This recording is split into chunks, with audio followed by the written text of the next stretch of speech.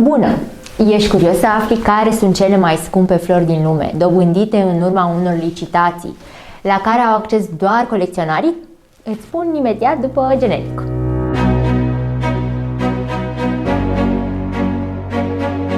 Trandafirul Juliet, originar din Marea Britanie, este cunoscut pentru parfumul și petalele mari de culoarea galben pal cu margini roz. Creatorul său, David Austin, a investit 15 ani în dezvoltarea acestui soi și l-a vândut în 2006 la o licitație cu 15,8 milioane de dolari.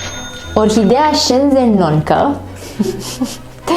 Orhidea Shenzhenoncă este un soi de orhidee la dezvoltarea căruia a lucrat un grup de cercetători chinezi timp de 8 ani de zile folosind tehnici de inginerie genetică. În 2005 a fost vândut în urma unei licitații pentru suma de 1,68 milioane de dolari. Rothschild. Orhidea Rothschild este considerată a fi pe cale de dispariție, iar înflorirea sa poate dura și 15 ani. Tocmai de aceea, un singur fir poate costa și 5.000 de dolari.